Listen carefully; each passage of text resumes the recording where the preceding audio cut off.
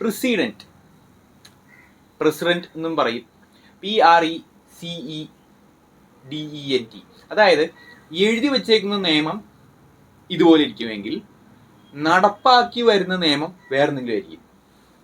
ഉദാഹരണത്തിന് കോടതികൾ ഒരു ഇഷ്യൂ വരുമ്പോൾ എഴുതി വെച്ചേക്കുന്ന നിയമം നോക്കിയിട്ടായിരുന്നു ആദ്യകാലങ്ങളിൽ ചെയ്തിരുന്നത്. അതായത് ഒരു നിയമം എഴുതിയ ഉടനെ, നിയമം ഉണ്ടാക്കിയ ഉടനെ ആ നിയമം നോക്കി അതേപടി അനുസരിക്കും.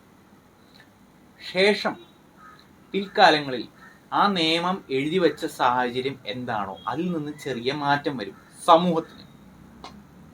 അപ്പോൾ കോടതി ചെറുതായിട്ടൊന്ന് ഓർഡറുകളും ജഡ്ജ്മെന്റുകളും വിധികളും ഒക്കെ മാറ്റിപ്പിടിക്കും. ഈ നിയമം അപ്പാടെ നടപ്പാക്കില്ല, ചെറുതായിട്ട് മാറ്റിപ്പിടിക്കും. കാലാകാലങ്ങളോളം പോകുമ്പോൾ ഈ നിയമം എഴുതി വച്ചേക്കുന്ന നിയമത്തിന് ടോട്ടലി ഓപ്പോസിറ്റ് ആയിരിക്കും കോടതി പുറപ്പെടുവിക്കുന്ന വിധികളും ജഡ്ജ്മെന്റുകളും ശാസനകളും. അതായത് ഏറ്റവും ആദ്യം നിയമം ഉണ്ടാക്കിയപ്പോൾ അത് അതേപടി പാലിക്കണം എന്നുള്ള രീതിയിലുള്ള ഓർഡർ ഇറക്കി അല്ലെങ്കിൽ ജഡ്ജ്മെന്റ് ഇറക്കി. പക്ഷേ ശേഷം മാറി വന്നപ്പോൾ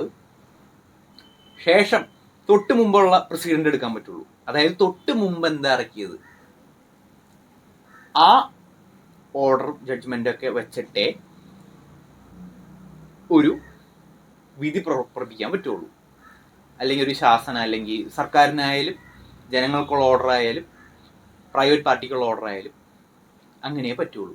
ഉദാഹരണം പറയാം, മനസ്സിലായില്ലെന്നറിയാം. ഉദാഹരണം പറയാം.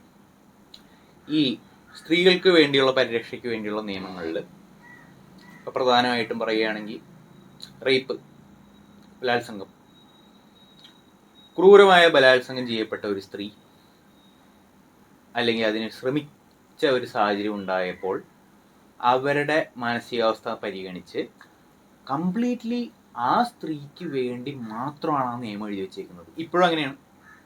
ഓക്കെ, ആ സാഹചര്യം പരിഗണിച്ച് ആ സ്ത്രീയുടെ മാനസികാവസ്ഥയും വിഷമമൊക്കെ പരിഗണിച്ച് അവരെ പച്ചയ്ക്ക് കണ്ണുടച്ച് വിശ്വസിക്കാൻ വേണ്ടിയുള്ള നിയമങ്ങളാണ് എഴുതി വെച്ചിരിക്കുന്നത്. അതുകൊണ്ട് തന്നെ ഇത് കുറേ കൊല്ലം മുമ്പ് എഴുതിയതാണ്. ഓക്കെ, ദശാബ്ദങ്ങൾക്ക് മുമ്പ് അന്നത്തെ സ്ത്രീകളുടെയും അന്നത്തെ സമൂഹത്തിൻ്റെയും അപ്പോഴത്തെ സാഹചര്യം വെച്ചിട്ട് ഒരു സ്ത്രീ ഒരിക്കലും ഈ കാര്യത്തിനൊന്നും നുണ പറയില്ല. അനാവശ്യമായിട്ടൊരു ബലാത്സംഗ പരാതിയോ മാനഭംഗ പരാതിയോ തെറ്റായിട്ടോ നുണയായിട്ടോ വന്ന് പറയില്ല എന്നുള്ള പൂർണ്ണ വിശ്വാസത്തിൽ അന്നത്തെ സ്ത്രീകളെ, അന്നത്തെ പുരുഷന്മാരെ, അന്നത്തെ സമൂഹത്തിനെ നോക്കിയിട്ടാണ് ഈ നിയമം എഴുതി വെച്ചിരിക്കുന്നത്. പൂർണ്ണമായിട്ടും സ്ത്രീകളെ കണ്ണുടച്ച് വിശ്വസിച്ച് ഇവര് ഇന്നാള് എന്നെ അവിടെ കൊണ്ടുപോയി ബലാത്കാരമായി ഉപദ്രവിച്ചു എന്ന് പറഞ്ഞാൽ ഉടനെ തന്നെ കണ്ണും പൂട്ടി ആ 3 പേരെ, ആ സ്ത്രീ ചൂണ്ടിക്കാണിക്കുന്ന 3 പേരെ അപ്പം തന്നെ കസ്റ്റഡിയിലേക്കായി. മിനിമം 30 ദിവസമെങ്കിലും ഉണ്ടാവും. കസ്റ്റഡി എന്ന് പറഞ്ഞാൽ സബ് ജയിലിലേക്ക്, ജയിൽ. അത് കഴിഞ്ഞ് ജാമ്യം കിട്ടി പുറത്തിറങ്ങണം. ഓക്കെ, കണ്ണുടച്ച്. അന്ന് ഇത് റെലവൻ്റ് ആയിരുന്നു. അന്ന് അനാവശ്യമായിട്ടൊരു സ്ത്രീയും നുണ പറഞ്ഞ ഈ കാര്യത്തിൽ വരില്ല. ഇന്ന് അങ്ങനെയല്ല. ഓക്കെ, കോടതികൾ നോക്കുമ്പോൾ ഈ കാര്യത്തിൽ കോടതിക്ക് ഇന്ന് മടുത്തിരിക്കുകയാണ്.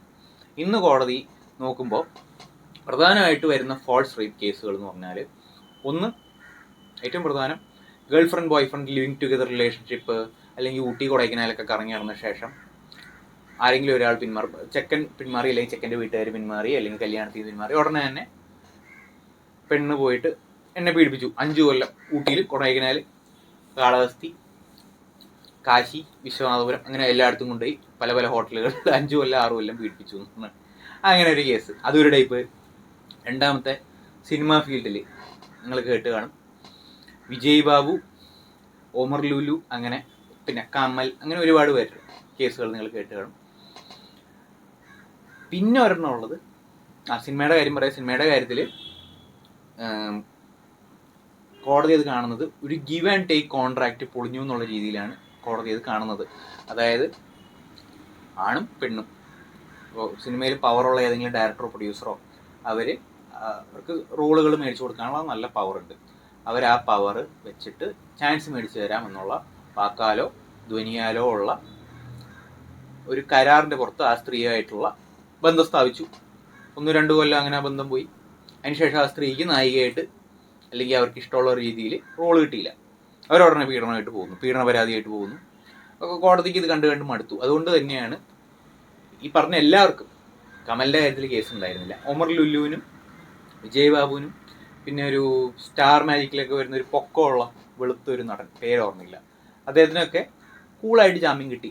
പണ്ട് ഇങ്ങനെയായിരുന്നില്ല. ഒരു പീഡന പരാതിയായിട്ട് ഒരാൾ വന്നാൽ നേരെ റിമാൻഡായിരുന്നു, നേരെ ജയിലിൽ പോകേണ്ടി വരും. ഇന്നങ്ങനെയല്ല, ജാമ്യം കൊടുക്കും. എന്നിട്ട് പറയും, ആ ആളോട് പറയും, നിങ്ങൾ അടുത്ത 10 ദിവസം പോലീസ് സ്റ്റേഷനിൽ രാവിലെ 9 മുതൽ വൈകുന്നേരം 6 മണി വരെ ഹാജരാവണം. പോലീസുകാരുടെ എല്ലാ ഇൻവെസ്റ്റിഗേഷനും നിങ്ങൾ മാക്സിമം കോപ്പറേറ്റ് ചെയ്യണം. ഇതാണ് ജാമ്യ കണ്ടീഷൻ. പിന്നെ വിട്ടുപോകാൻ പാടില്ല, ജില്ല വിട്ടുപോകാൻ പാടില്ല. അങ്ങനെ 10 ദിവസത്തേക്ക് എങ്ങനെയായിരിക്കും. അത് കഴിഞ്ഞ് പോലീസിനോട് റിപ്പോർട്ട് സമർപ്പിക്കാൻ പറയും കോടതിയിൽ. ഇങ്ങനെയാണ് ഇപ്പോൾ പോകുന്നത്. ഇനി ഒരു തരം എന്താണെന്ന് വെച്ചാൽ, ഒരു സ്ത്രീയും ഒരു പുരുഷനും തമ്മിൽ ഒരു ഓഫീസിൽ പുരുഷൻ വളരെ ഹൈ ആയിട്ടുള്ള പൊസിഷനിൽ മാനേജറോ അങ്ങനെ എന്തെങ്കിലും, അയാളുമായിട്ടൊരു ബന്ധം ഉഭയകക്ഷി സമ്മതപ്രകാരം സ്ഥാപിക്കുന്നു. ഈ സ്ത്രീക്ക് ഒരു പ്രൊമോഷനോ അല്ലെങ്കിൽ എന്തെങ്കിലും സ്ഥാനക്കയറ്റോ പ്രതീക്ഷിച്ചുകൊണ്ട് ഉള്ള ഒരു ബന്ധമാണ്. ആ സ്ഥാനക്കയറ്റോ അല്ലെങ്കിൽ പ്രൊമോഷൻ കൊടുത്തില്ല. അത് പിന്നീട് പീഡന പരാതിയും മാറുന്നു. ഇതും കോടതിയിൽ കണ്ടുമടുത്തിരിക്കുകയാണ്. ഇത് കോർപ്പറേറ്റ് വേൾഡിലാണ് നടക്കുന്നത്, വലിയ വലിയ കമ്പനികളിൽ. ഇത് വാർത്തയാവാറില്ല, കാരണം ഇവരുടെ ജീവിതം നമുക്ക് ആർക്കും താല്പര്യമില്ലാത്തതുകൊണ്ട്. സിനിമാക്കാരുടെ ജീവിതം നമുക്ക് താല്പര്യമുള്ളതുകൊണ്ട് ഒക്കെ വാർത്തയാവാറുണ്ട്, നമ്മൾ അറിയാറുണ്ട്. ഇനി ഒരെണ്ണം കൂടി ഉള്ളത്, 2 പേര് തമ്മിൽ, ഒരാണും ഒരു പെണ്ണും തമ്മിൽ എന്തെങ്കിലും കേസുള്ളപ്പോൾ അല്ലെങ്കിൽ എന്തെങ്കിലും തർക്കമോ വിഷയമോ എന്തോ ഉള്ളപ്പോൾ പെട്ടെന്നൊരു പീഡന പരാതി വരുന്നു. ഓക്കെ, അപ്പോൾ പീഡന പരാതി വരുമ്പോൾ ഈ പറഞ്ഞ തർക്കം, സ്ഥലത്തർക്കമായാലും കാശ് തർക്കമായാലും എന്ത് തരം തർക്കമായാലും അതിൽ ഈ പെണ്ണ് ഈ പീഡന പരാതി വെച്ച് വിലപേശുന്നു. ഇതും കോടതിക്ക് കണ്ടുമടുത്തിരിക്കുകയാണ്. ഓക്കെ, അപ്പം ഞാൻ ഈ പറഞ്ഞ ഏതെങ്കിലും സാഹചര്യം ഉണ്ടെങ്കിൽ കോടതി അത് പരിശോധിച്ച്, നല്ലൊരു വക്കീലാണെങ്കിൽ, ഇങ്ങനൊരു ഇഷ്യൂ ഇവർ തമ്മിലുണ്ട്, ഇങ്ങനൊരു സിനിമയിൽ ഇവർ തമ്മിൽ ഒരുമിച്ച് വർക്ക് ചെയ്തിട്ടുണ്ട്, അല്ലെങ്കിൽ ഇവർ തമ്മിൽ പ്രൊമോഷൻ കൊടുക്കാന്നുള്ളൊരു ധാരണയിലാണ് ഈ കൈമാറ്റം നടന്നത്, കിടപ്പറ കൈമാറ്റം നടന്നത് എന്ന് കോടതിയെ കൃത്യമായി ധരിപ്പിച്ചാൽ, അതുകൊണ്ടാണ് പീഡന പരാതി ഉണ്ടായത്, അല്ലെങ്കിൽ ഇത് പീഡനമാവില്ല എന്ന് കോടതിയെ ധരിപ്പിച്ചാൽ, കോടതി അത് മനസ്സിലാക്കുകയും ആൾക്ക് ജാമ്യം, കേസ് നിൽക്കും, കുറച്ചു കാലം നടക്കേണ്ടി വരും. പക്ഷെ കോടതി ഒരു ഒറിജിനൽ ബലാത്സംഗത്തിന്റെ ഭീകരതയിൽ ഇത് കാണുന്നില്ല. അങ്ങനെ തന്നെയാണ് വേണ്ടത്. ഈ പറഞ്ഞത് ഞാൻ പറഞ്ഞ ദശാബ്ദങ്ങൾക്ക് മുമ്പ് ബലാത്സംഗം ചെയ്യപ്പെട്ട ഒരു സ്ത്രീയുടെ ആ എഴുതി വെച്ച നിയമം, അവർക്ക് വേണ്ട പരിരക്ഷ, കണ്ണുടച്ച ആളുകളെ പിടിച്ച് ജയിലിടുക. ജയിലിടാന്ന് പറഞ്ഞാൽ 30 ദിവസത്തേക്ക് ജയിലിടാന്ന് പറഞ്ഞാൽ 30 ദിവസം വരെ ചോദ്യം ചെയ്യാൻ വേണ്ടിയാണ് കസ്റ്റഡിയിൽ വെക്കുന്നതെന്നാണ് വെപ്പ്. അതിൽ നിന്ന് ഇപ്പോൾ എത്രത്തോളം മാറ്റം വന്നു എന്നൊക്കെ ഇപ്പോൾ മനസ്സിലായി. നേരെ ജാമ്യം കൊടുക്കുകയാണ്, നേരെ പിടിച്ച് ജയിലിടുന്നില്ല. ഓക്കെ, ഇതിനെയാണ് പ്രിസീഡന്റ് എന്ന് പറയുന്നത്. അതായത് ഇപ്പം ഇങ്ങനെ ചെയ്യുന്നതുകൊണ്ട് കോടതി ഇപ്പം ഇങ്ങനെയാണ് ചെയ്യുന്നത്. ഈ ബലാത്സംഗ കേസുകളിൽ പ്രത്യേകിച്ച് വ്യാജമാണോ എന്ന് പ്രത്യേകം പരിശോധിച്ച്, വ്യാജമല്ല എന്ന് കണ്ടു കഴിയുമ്പോൾ, തൊട്ട് മുമ്പ് എന്താ ചെയ്തിരുന്നത്, വിജയ് ബാബുവിൻ്റെയും അല്ലെങ്കിൽ ഒമർ ലുല്ലുവിൻ്റെയും കേസിൽ അതുകൂടി നോക്കിയിട്ട്, അങ്ങനെ നോക്കണ്ട, subconsciously they know it, the judges know it, subconsciously അത് പരിഗണിച്ച് അത് മനസ്സിൽ വെച്ചുകൊണ്ട് അതിൻ്റെ ഒരു പ്രസിഡന്റ് വെച്ചിട്ടാണ്, അത് മനസ്സിൽ വെച്ചുകൊണ്ട് അടുത്തൊരു ചവിട്ടുപടിയായിട്ടാണ് ഇപ്പോൾ ഒരു പീഡന പരാതി കോടതിയുടെ മുന്നിൽ വരുമ്പോൾ കോടതി അങ്ങനെയാണ് നോക്കുന്നത്. ഇതാണ് പ്രസിഡന്റ്.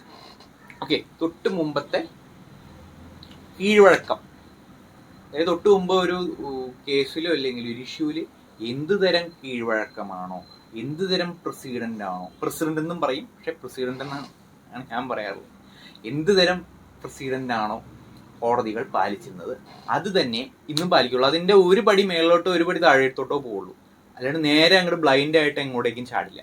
ഇതിനെയാണ് പ്രസിഡന്റ് എന്ന് പറയുന്നത്. ലീഗൽ കപ്പലിൽ യാത്ര ചെയ്ത എല്ലാ യാത്രക്കാർക്കും നന്ദി, നമസ്കാരം.